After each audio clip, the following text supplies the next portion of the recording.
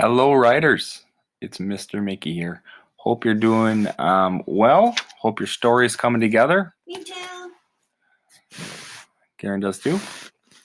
All right. So, hey, I want to go through my story quick. And I want to show you that while we're going through my story, you're going to be able to see certain parts of it all come together.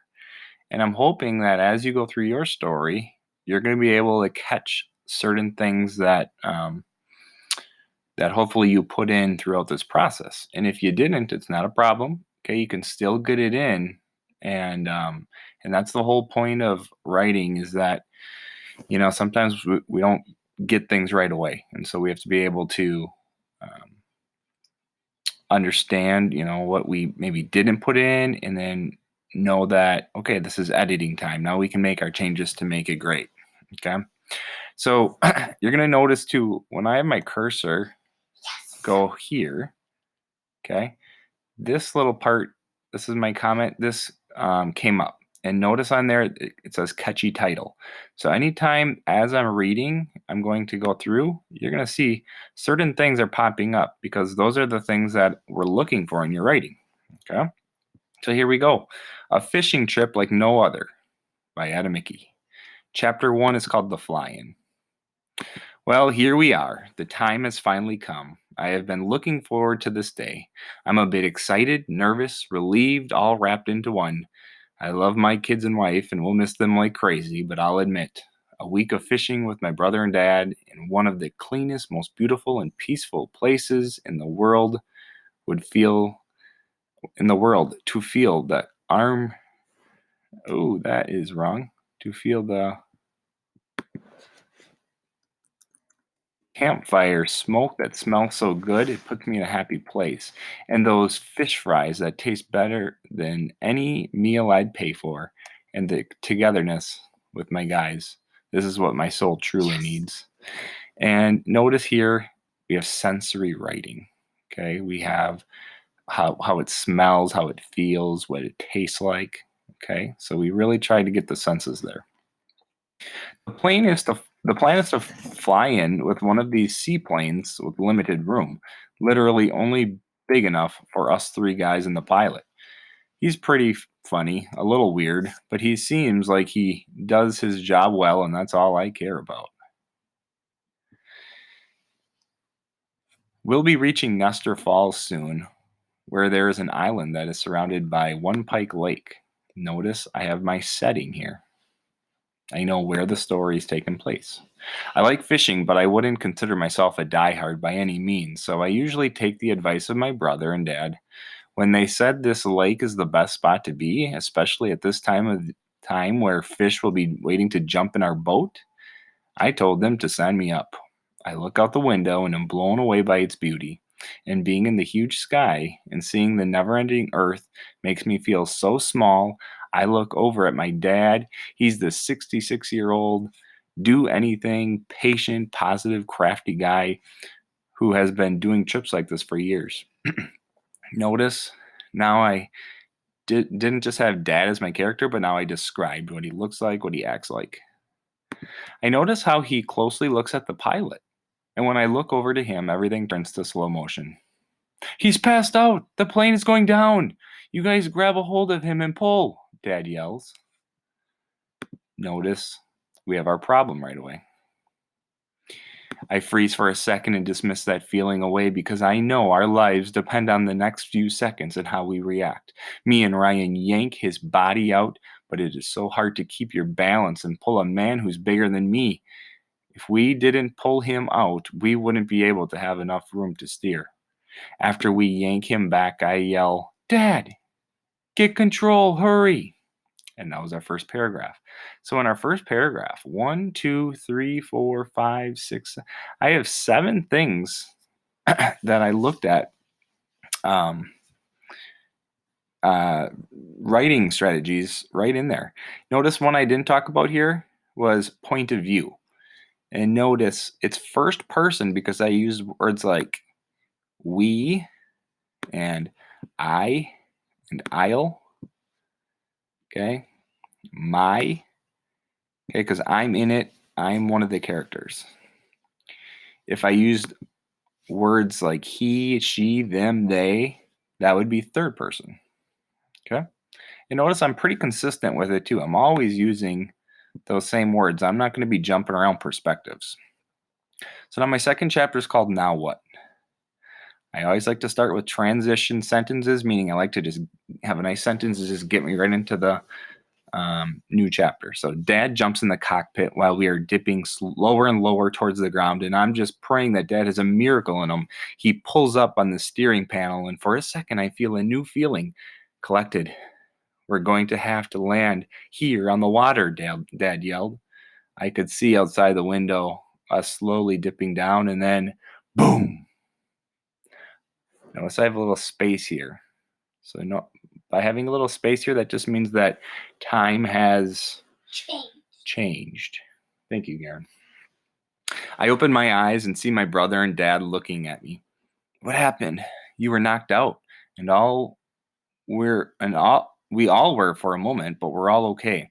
The plane is in rougher shape than us possibly, Ryan said. The pilot is unconscious. We have him over by the shoreline. I don't know what happened to him. He's still breathing, but he isn't responding, Dad said. We all managed to gather ourselves, and the first thing we knew we had to do was contact someone, anyone. Lucky for us, the plane was up against the shore. We managed to get over to the plane and look for any radio or device, but after spending an eternity pushing buttons and flicking switches, it's no use. Nothing is working. We feel beat up, defeated, and lost. But we know we have each other in this whole crazy, messed up situation. We all stand there and pause, not knowing what to say until I clear the air. Well, now what? I ask. Notice in this part we have our first failed attempt of trying to find things on the plane or see if there's any switches that can work, and it's nothing. Notice I have my emotions in there too. I'm beat up, I'm defeated, I feel lost, right? We want the reader to get that sense of frustration, right? Because it's those little frustrations that add up to then at the end when that uh, positive thing happens, it's going to feel that much better. Okay. Chapter 3 is called Loss. We knew the only thing to do was to divide up the work since there was so much to do. But our number one priority is to get back that pilot back to normal because he would know best what to do. He knows the area well and most likely could find, here we go, editing, could find a way to reach out to someone somehow. I'm going over to find any materials and supplies from the plane that we can use for shelter. Ryan is taking my findings to structure a shelter area for us to keep us warm and safe. Dad is taking care of the pilot, trying to see if there's any way to get him back to consciousness. When I felt good about fetching us some materials, I know my next priority is getting water and fire. I get the water in something that resembles a pot and begin to boil it. I'm hoping that a fire along with water and warmer place to be will all help our pilot come back to us. However, I found out after multiple attempts from Dad, along with my work of getting everything for him and us, that it was starting to seem useless. He still wasn't responding, and we had to come up with another plan for tomorrow. I feel overwhelmed with a little bit of frustration, tiredness,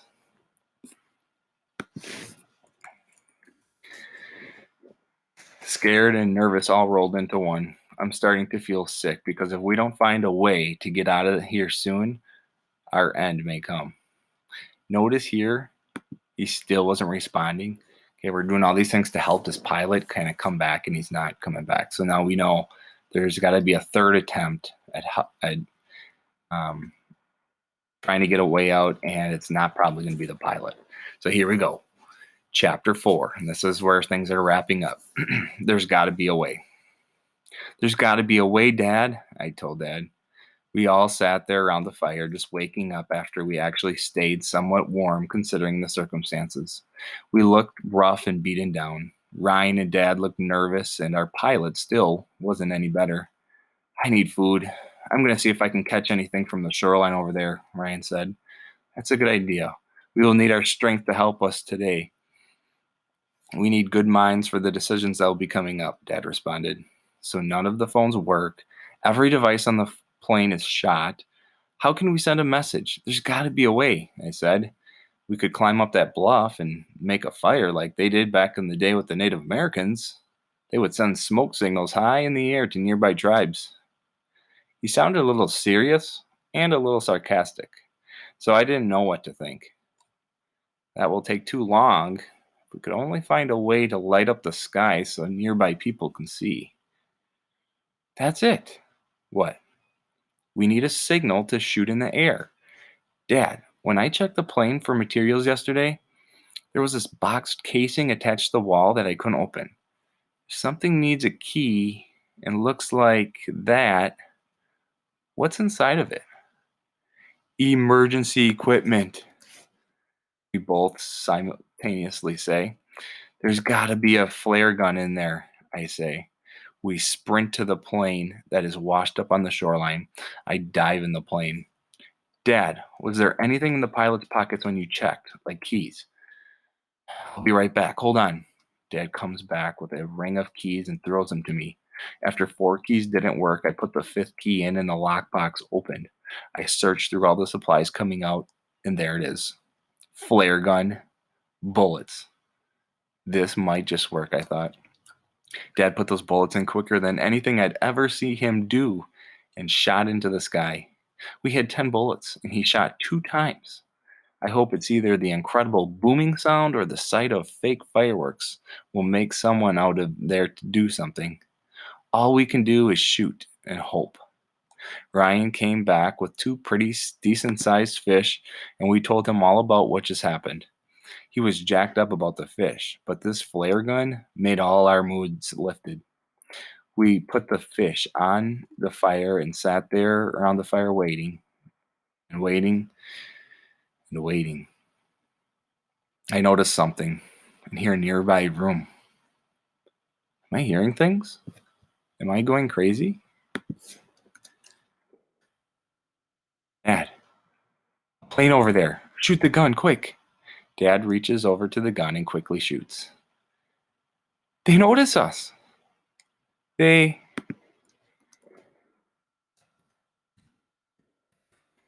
coming our way, Ryan yells as we are jumping up and down. We start hugging and crying. We were exhausted, and now our vacation will come to an end, which is fine with me. A thought ran through my mind at that moment. If I can get through this, I can get through anything. We literally almost died and failed time and time again, and still we found a way to survive. I love my dad, I love my brother, and I love my bed, which I will meld into when I get back home. The end. We had our last writing strategy of our solution. Okay, notice the solution was to shoot the gun, the flare gun, up into the sky so that nearby people can see, which they did.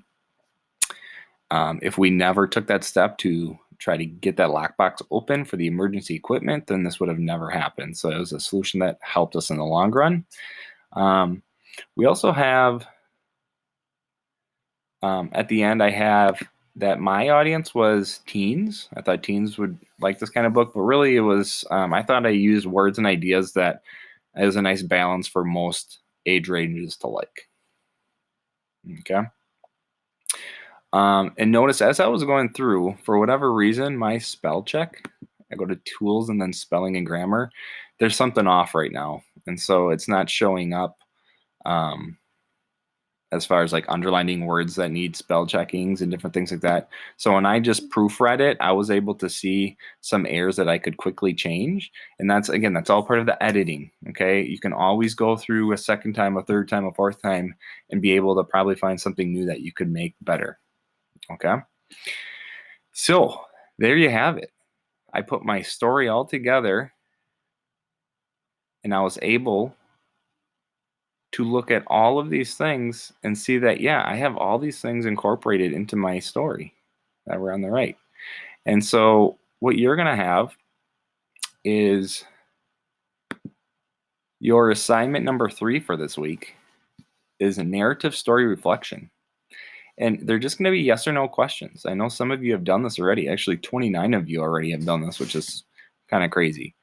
But basically, it's just yes or no questions of, did you do a nice job introducing characters? Does the story have a major conflict or problem? Yes or no? And if any of these things you feel like you didn't get in, again, go back to the main story and you can add those in there for your final paper then. Does the story have at least 2 minor attempts? Yep, mine did. Does the author have at least 1 resolution or a successful attempt? Yeah, we got the um, flare gun. Was the writer consistent with point of view? Yes, I used I, me, our, my, me. I used those words throughout the whole story. Did you think the pacing of the story was appropriate? I thought if, a couple days out in the woods probably was pretty realistic. So, yeah, I think mine was. Did they establish the setting? Yep, you knew that it was the lake that I flew into, and we were kind of on that island. Ask the writer who their audience was. I said my audience was teens, but really it could be anybody for any age range. For the sensory language, I instantly think of when I described what this place was that we were flying into, with having the smoke in our face, feeling that, smelling that, tasting the great fish fries that we were going to have. Did the author use dialogue correctly? This is a big one. Notice I have an examples on here. Okay, I have a speech tag. Bert asked. That's called the speech tag. And then notice the comma is dividing the speech tag and the dialogue. Dialogue's right here. So comma is in the middle of those. And then I have quotes around the whole thing that I say. Notice punctuation goes before the ending quote. Okay, or here's another example. Quotation. We have a comma that's dividing the speech tag. Responded Steve. Notice punctuation's on the inside.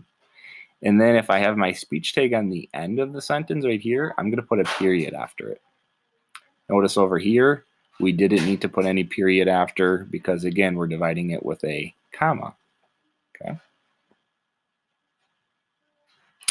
After multiple attempts, did your character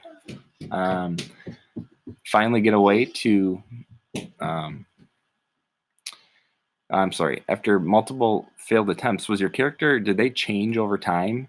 And for mine, my character said, going through all of this, I was going to, I feel like I could get through anything, right? So I'm getting away from this fishing trip, and I'm going to feel like I'm going to feel so confident that if I could get through this, I'm going to get through anything. So yes, my character changed. And then did the author pick a creative title that connects back to the storyline? A fishing trip like no other. I think that resembles my story pretty good. Okay, so those are yes, no questions. Then you're going to have 11, 12, and 13.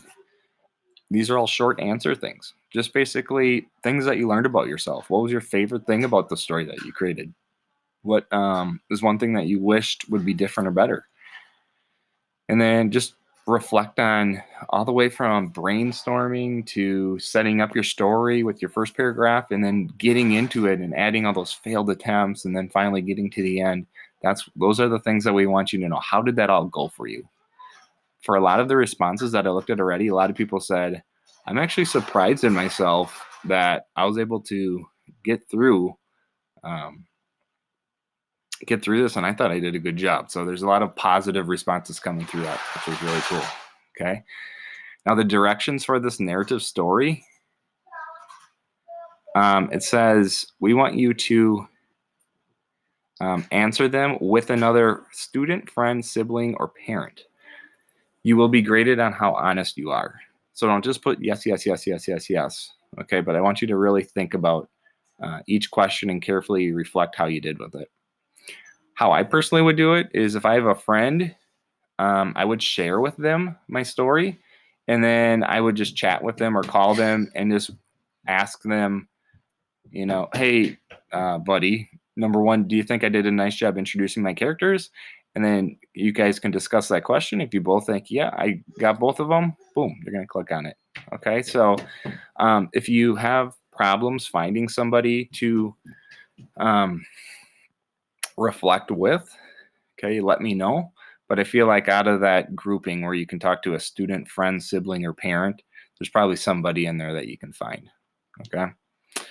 Good luck with it. I hope you guys finish off strong. We did a great job so far. I'm very proud of you, and I'm anxious to see what we have coming up next. So keep it going. And if you have any questions, let me know.